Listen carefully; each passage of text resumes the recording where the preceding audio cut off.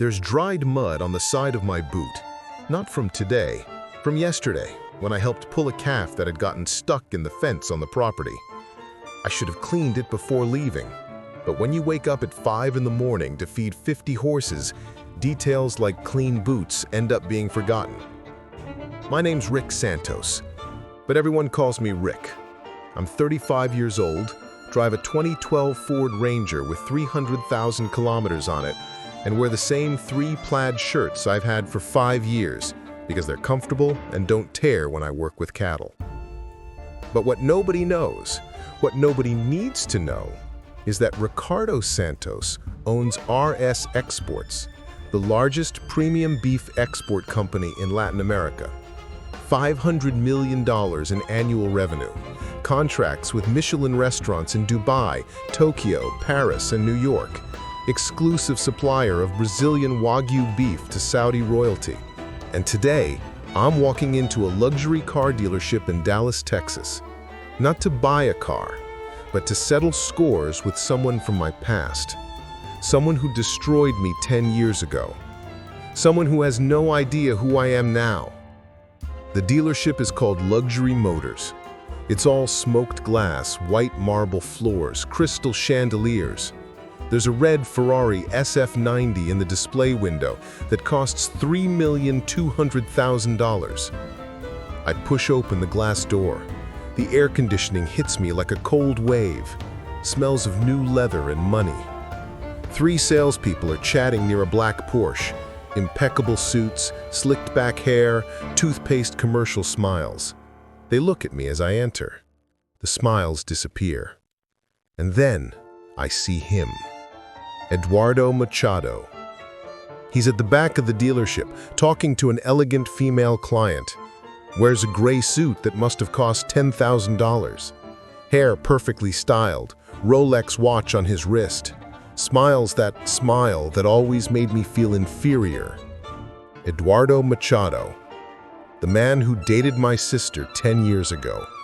The man who convinced my father on his deathbed to let him manage the family ranch because I was too young, too immature, too incapable. The man who, in 2 years, stole everything. Diverted money, forged documents, sold our land for pennies to shell companies he controlled. When I found out, it was too late. My family had lost everything. The ranch that had been ours for 3 generations, 60 years of work, destroyed. Eduardo fled to Dallas with the money, married a rich heiress, became manager of this luxury dealership, lives well, lives very well, and never paid for what he did. Until today. One of the salespeople approaches me. He's a tall guy, about 40, with a face like he just sucked a lemon. "Can I help you?" "I want to see the cars." He looks me up and down, sees my muddy boots, my faded plaid shirt, my worn leather hat. "Look, buddy, our cars are expensive. Start at $200,000. Maybe you should look for a used car lot." "I want to see that Ferrari." I point to the display window. He laughs. "The SF90? Man, that car costs $3,200,000. You understand how much that is?" "I do." "Then you know you can't afford it." From the back of the dealership, Eduardo looks in our direction. He sees me. His eyes pass over me without recognition. To him, I'm just another poor cowboy who got lost and walked into the wrong place. 10 years. He robbed me 10 years ago and doesn't even recognize me. "I want to speak with the manager," I say to the salesperson. The manager is busy. Then I'll wait. "Look, I don't want to be rude, but you're wasting your time and ours. You clearly can't buy anything here. Please leave." Other salespeople approach now. A blonde woman in high heels and heavy makeup joins the group. "What's the problem here?" The cowboy thinks he can buy a Ferrari. They laugh loud, as if I'd told the best joke in the world. Eduardo finally finishes with the client and walks over to us. He still hasn't recognized me, still looks at me as if I were nothing. "What's going on?" His voice is the same, smooth, controlled. The voice he used to convince my dying father to trust him. This guy here wants to see the Ferrari. I already explained he can't pay for it, but he insists. Eduardo looks at me. Really looks this time. I see something pass through his eyes, a flash. Doubt? Recognition? But then he smiles, that condescending smile. Man, the SF90 isn't for just anyone. It's a $3 million car, for people of a certain level, you understand? I understand. Then you know it's not for you. You don't recognize me, Eduardo. He stops, frowns. Should I? 10 years. Santa Elena Ranch, Montana. I see the blood drain from his face. His eyes widen. Rick? Hello, Eduardo. He's completely still. The other salespeople look between us, confused. Rick Santos! My God, you're different. 10 years changes a person. What are you doing here? I came to buy a car. He laughs nervously. Buy a car? Rick, no offense, but you're dressed like a ranch hand. And by the last reports I had, you were working on other people's ranches, barely getting by. Your reports are outdated. Rick, look, about what happened with your family, it was all a misunderstanding. You were young, didn't understand business. I tried to save the ranch, but the situation was worse than I imagined. You stole $2 million from my family. The salespeople take a step back. The atmosphere has completely changed. That's a serious accusation, Eduardo says, his voice cooling. And false. I managed the ranch the best way possible under the circumstances. It's not my fault your father left things in terrible condition. My father was dying of cancer and you manipulated him. I helped when no one else was willing. And this is the gratitude I get? Baseless accusations 10 years later? He turns to the dealership security guards. Please, escort this man out. He's disturbing our clients. I'm not going anywhere until I have what I came for. And what would that be? Justice. Eduardo laughs, a loud, cruel laugh. Justice? Rick, you think you can come here dressed like a beggar and demand justice? You think anyone will take you seriously? Look at you. Look at where you are. You're nothing. You always were nothing. His voice echoes through the dealership. Clients stop to look. I gave you and your pathetic family a chance. Tried to save that failing ranch. And when it didn't work, you blame me. Don't you have any shame? I pull my phone from my pocket. Eduardo frowns. What are you doing? Making a call. I dial a number, put it on speaker. Santos Investments, good morning. It's my secretary, Carla. Carla, this is Rick. I'm at Luxury Motors in Dallas. Can you check who owns this dealership? One moment, sir. Eduardo is pale now. What are you doing? Finding out something. Carla comes back on the line. Mr. Santos, Luxury Motors belongs to the Tavares Group, privately held company. Main shareholders are the Tavares family of Dallas. Thank you, Carla. One more thing. How much is the Tavares Group worth? Approximately $80 million, sir. Perfect. Prepare a purchase offer. $120 million cash. I want to close by end of day. Eduardo turns white, completely white. You're serious? Completely serious. You don't have $120 million. I have $500 million, Eduardo. I built an empire in 10 years. While you were here selling cars and living off stolen money, I was building the largest meat export company in Latin America. I show my phone screen to him. It's my business account balance. $532 million. Eduardo's legs tremble. He leans on the Porsche beside him. This isn't possible. It's very possible. And you know what else? When I buy the Tavares Group, you'll be the first person I fire. No notice, no severance. I'll throw you on the street just like you threw my family. You can't do this. I can, and I will. But before that, I'll do something better. I point to the Ferrari. I'm going to buy that Ferrari, cash, and you're going to process the sale, personally, with that fake smile of yours, and you're going to thank me for the commission. I won't. You will.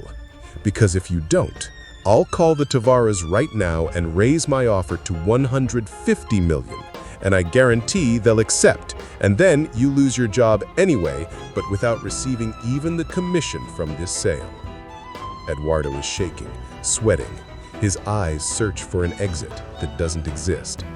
You were always a coward, Rick. Always needed help. From your father, from your family. And now you're trying to get revenge on me because you can't accept your own failure. My failure? Eduardo, I turned pain into fuel, turned anger into motivation. You stole everything from me, and instead of destroying me, you forged me. I'm stronger, richer, and more successful than you'll ever be. I take my Ranger keys from my pocket. And you know what else?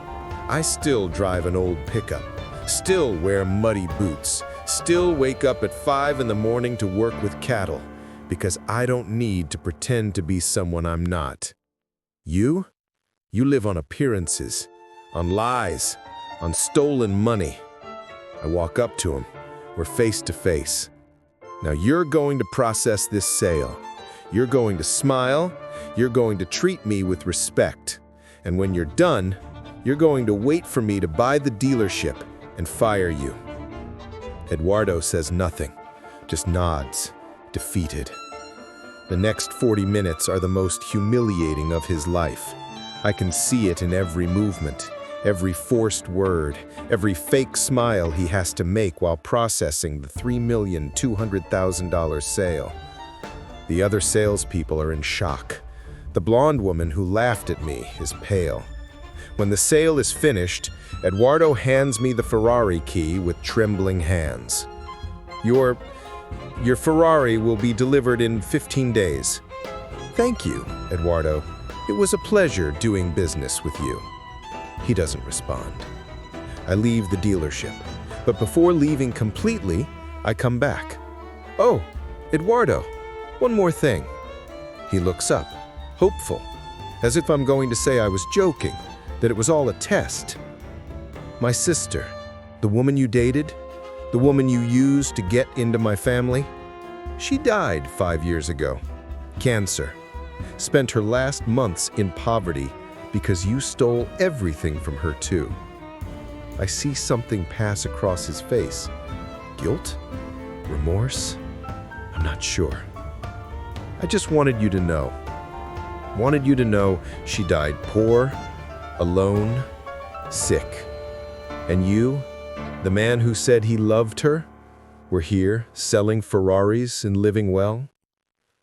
Rick, I didn't know. You didn't care to know. And that's why I'm going to destroy you. Not just for me, for her. For my mother, who had to sell even her wedding jewelry. For my brother, who abandoned college to work on other people's ranches. I'm sorry. Your regret means nothing to me. I leave for real this time. 3 days later, my purchase offer for the Tavares Group is accepted. $120 million. Cash. The Tavares can't refuse. The following week, I take control of the dealership. The first thing I do? Call Eduardo to my office. He enters with his head down, defeated. Sit down. He sits. I place a folder on the desk between us. Know what's in here? He shakes his head. Evidence.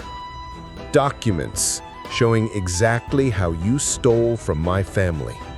Bank transfers, emails, forged contracts, everything. His face pales. I hired the best investigators in the country.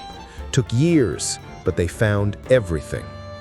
You were very careful, Eduardo, but not careful enough. What are you going to do? I have two options.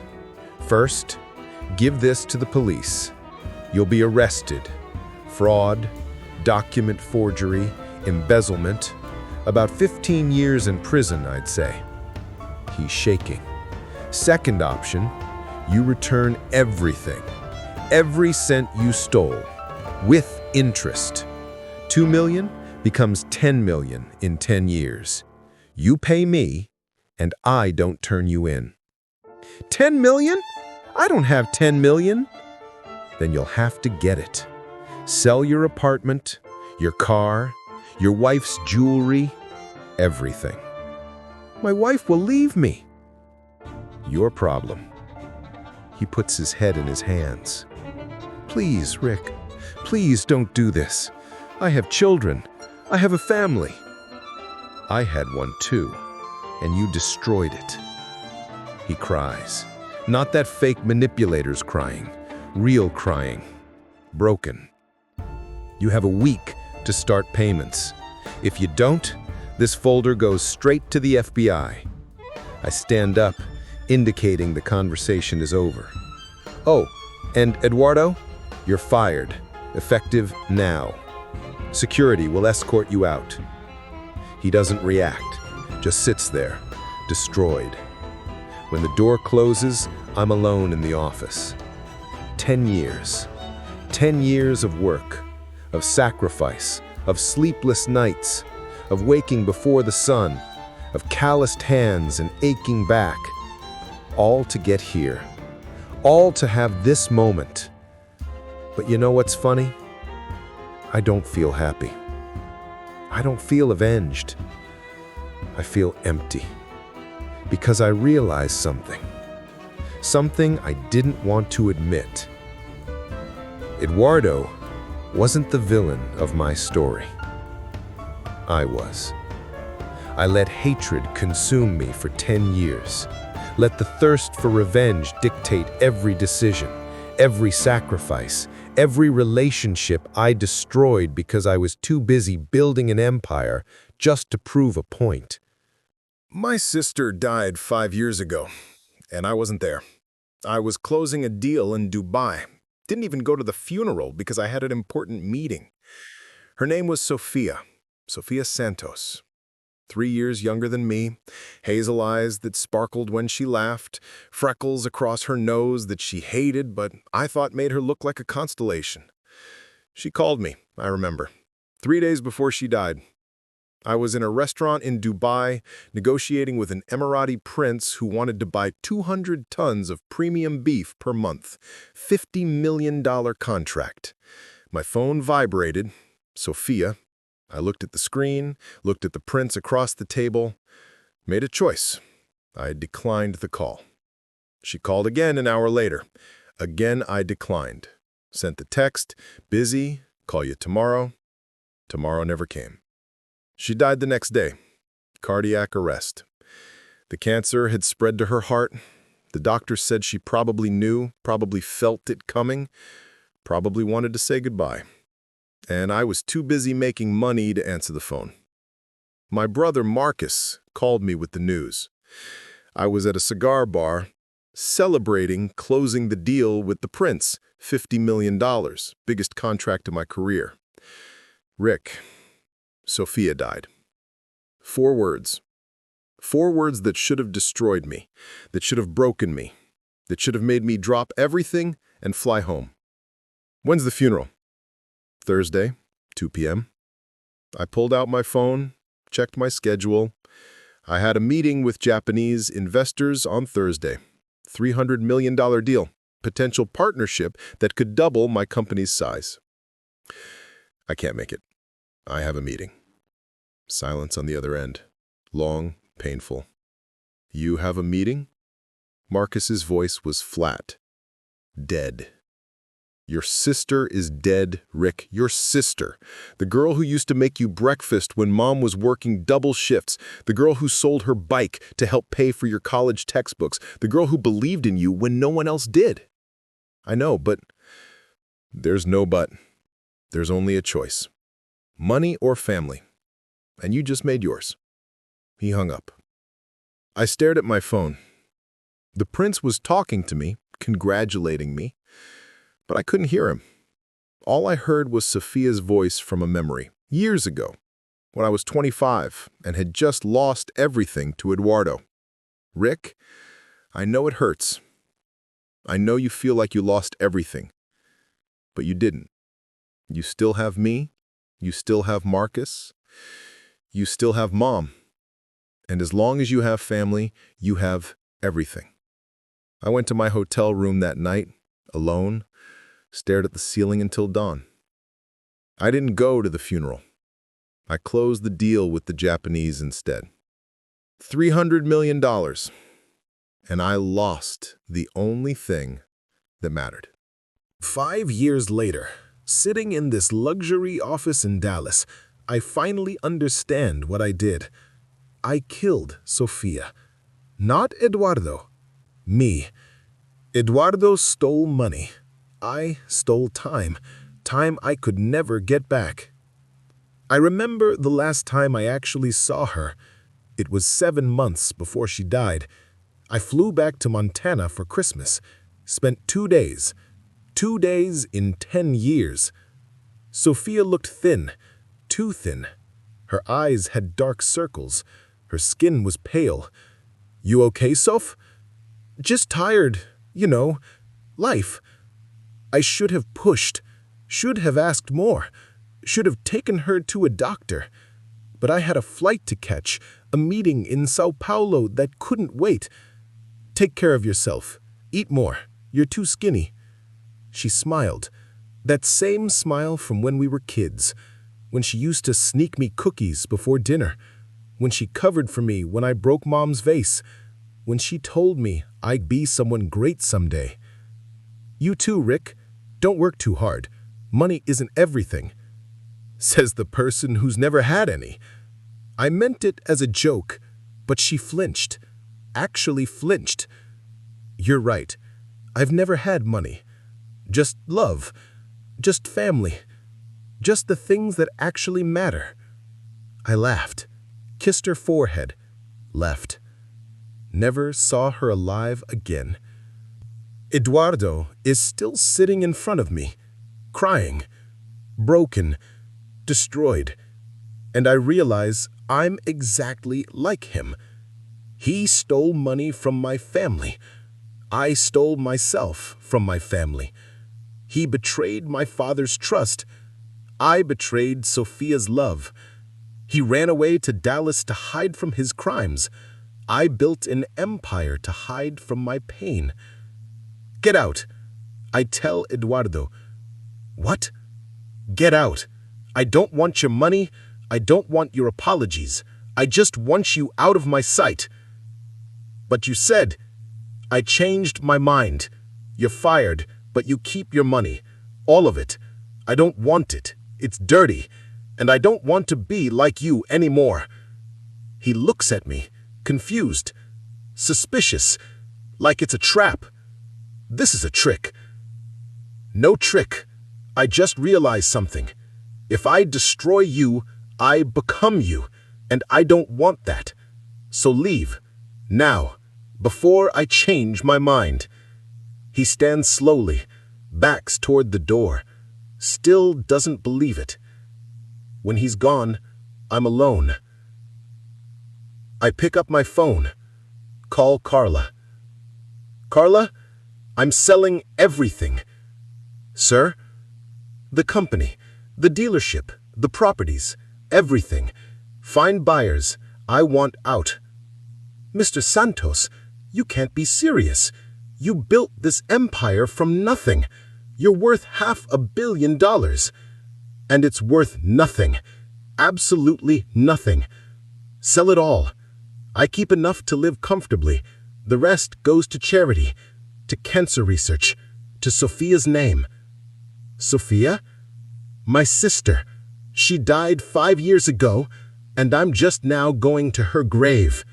I drive to Montana in my old Ranger. Takes 3 days.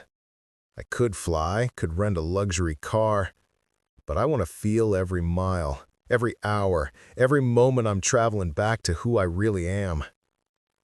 The ranch where I grew up is gone, sold, developed into suburban houses.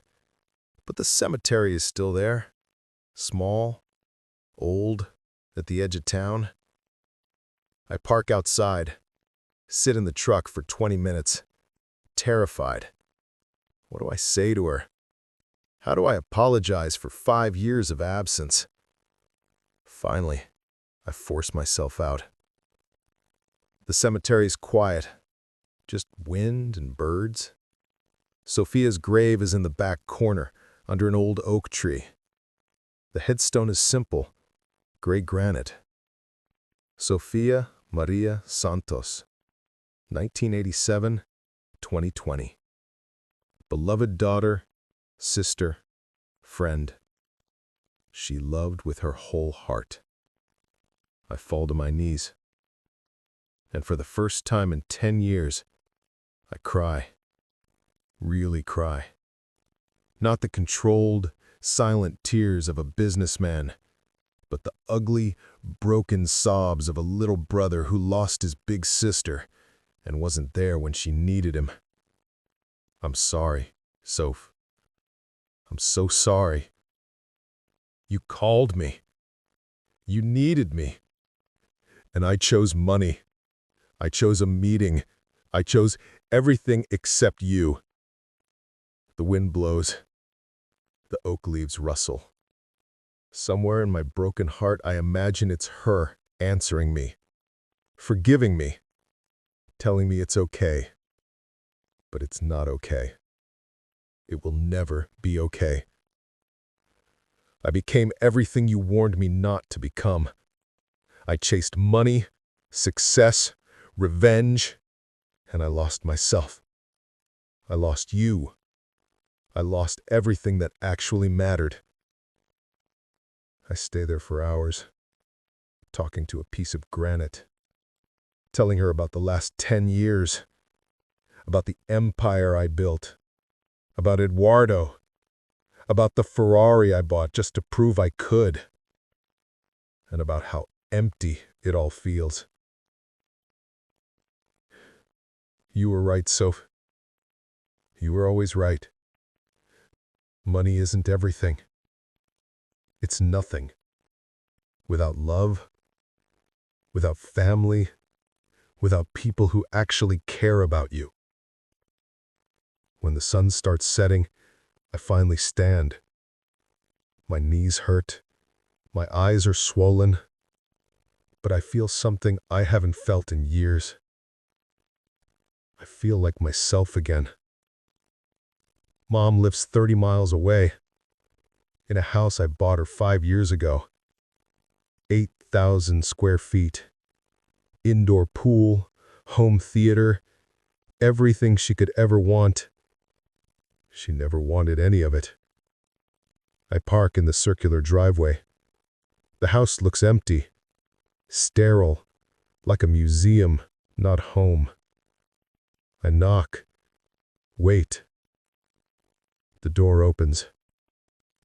Mom stands there. 72 years old now. White hair. Lines around her eyes, but still beautiful. Still the woman who worked 3 jobs to feed us after Dad died. She stares at me. Doesn't move. Hi, Mom. Ricardo. She never calls me Rick. Always Ricardo. My full name. The name she gave me. Can I come in? She steps aside.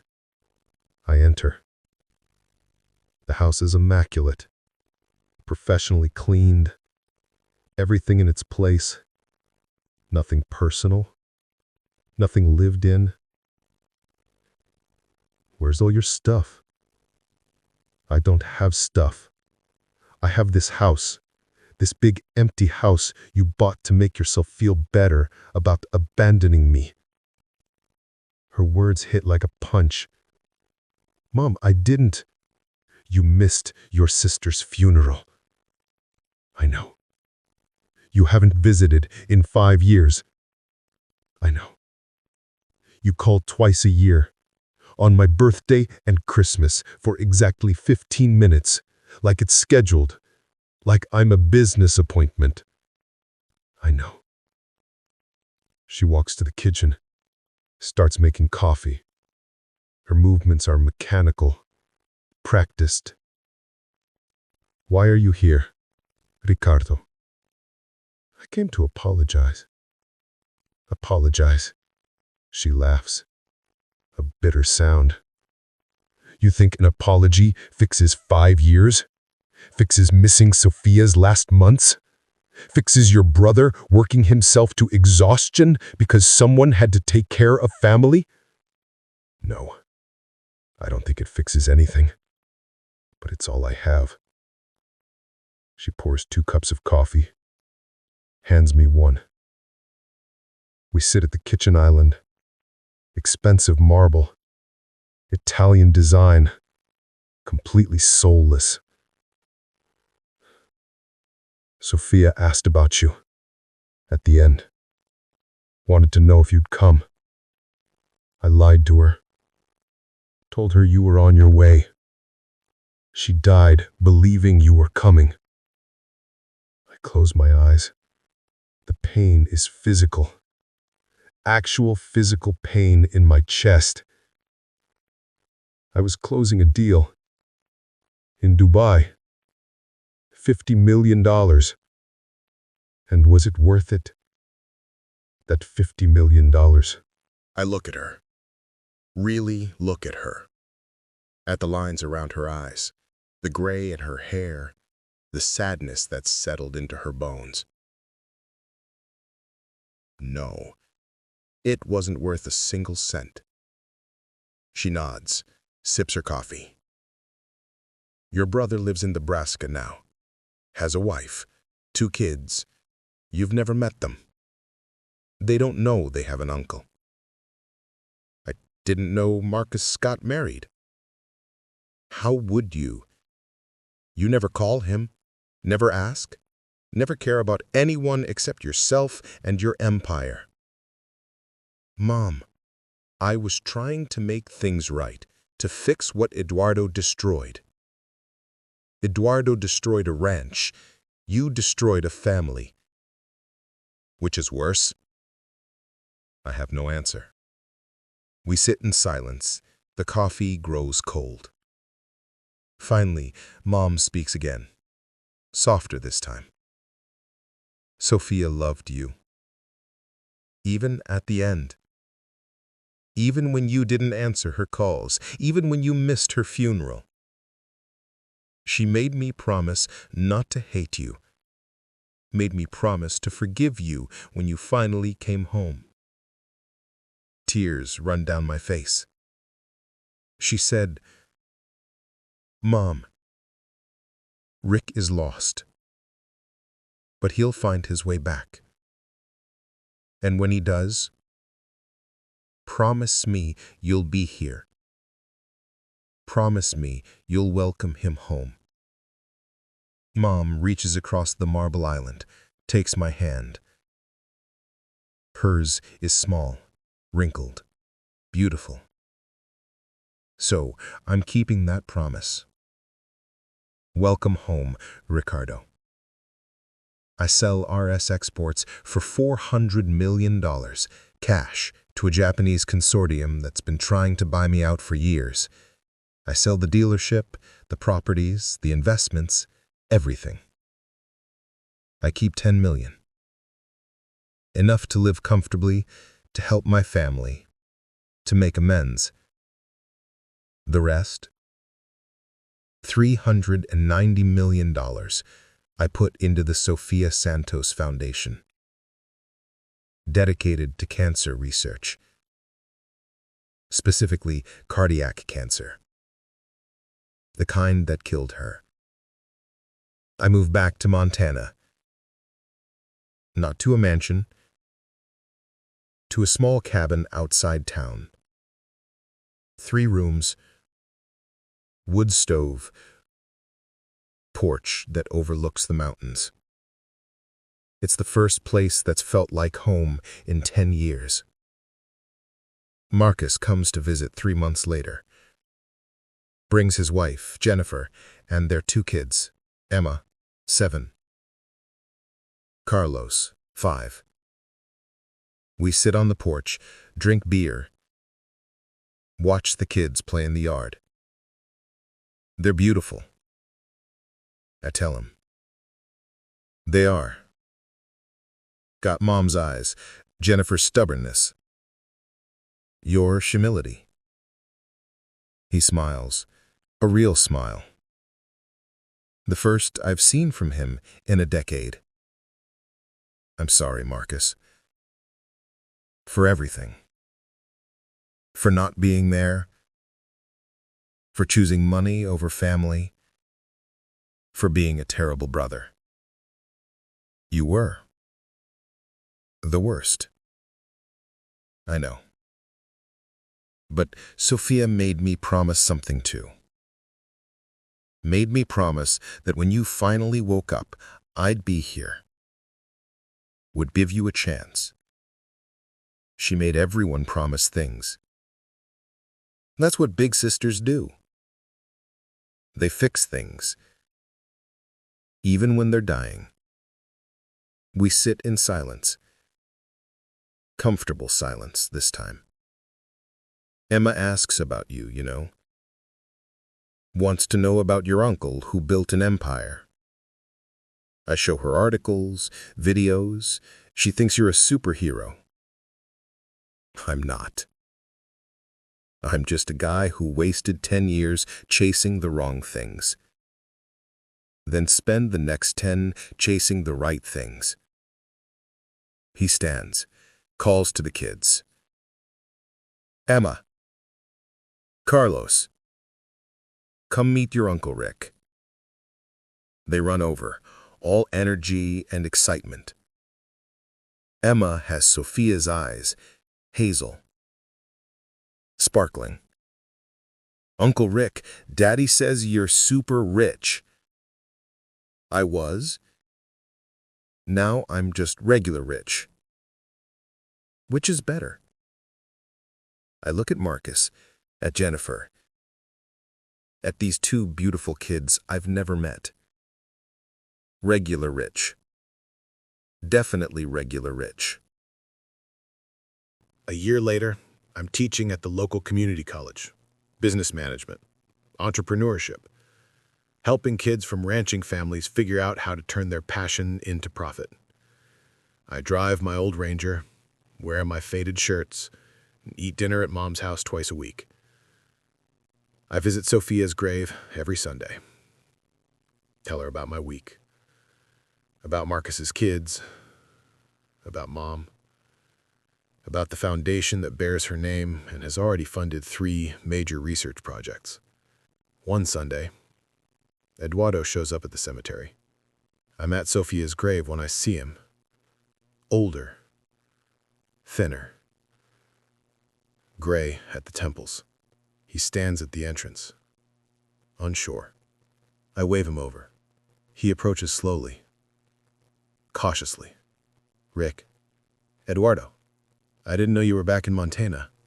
Been here a year. I heard you sold your company. I did. He's quiet. Then, can I ask why you let me go? That day. You could have destroyed me. Could have sent me to prison. Could have taken everything. I look at Sophia's headstone. Because my sister taught me something. That revenge doesn't heal wounds. It just creates new ones. And I'd already created enough. I'm sorry. For what I did to your family. To you. I know. Do you forgive me? I think about that. Really think about it. I'm trying. Not for you. For me. Because holding on to hate was killing me. He nods. Starts to leave. Then stops. For what it's worth. I never forgot what I did. It's haunted me every day for 10 years. I have everything. Money, success, family. But I'm empty. Because I know it's built on someone else's suffering. Then do something about it. Like what? Make amends. Not to me. To the world. Be better. Help people. Use your resources for good instead of greed. Will that fix what I did? No. Nothing will fix it. but it might help you live with it. He leaves. I stay with Sofia. 2 years after coming home, the Sofia Santos Foundation funds a breakthrough. A new treatment for cardiac cancer. Early trials show 70% effectiveness. It won't bring Sofia back, but it might save others like her. Marcus calls me when the news breaks. Sofia would be proud. I hope so. I know so. You took your pain and turned it into something beautiful. That's what she always said you would do. She had too much faith in me. She had exactly the right amount. Today is October 23rd, 2025. 5 years since I first walked into that dealership in Dallas. 5 years since I started the journey that led me here. I'm 40 years old now. I teach at a community college. I drive a 15-year-old truck. I wear old shirts and muddy boots. And I'm happier than I've ever been. Because I learned something these past 5 years. Something Sofia tried to teach me when she was alive, but I was too deaf to hear. Success isn't measured in dollars. It's measured in relationships. In time spent with people you love. In moments that matter. I built a $500 million empire. And it meant nothing. I teach 20 students every semester. Help them follow their dreams. Have dinner with my mother twice a week. Take Marcus's kids fishing every month. Visit Sofia's grave every Sunday. And that means everything. Money can buy Ferraris, dealerships, empires, but it can't buy back time. Can't resurrect the dead. Can't fix broken relationships. I learned that lesson the hardest way possible. By losing everything that mattered, while gaining everything that didn't. My name is Rick Santos. I'm 40 years old. I was a multi-millionaire. Now, I'm just a man. A brother. A son. An uncle. A teacher. And finally, after 10 years of being lost, I'm home. Not in a mansion. Not in an empire. But in the hearts of people who love me. And that's worth more than all the money in the world.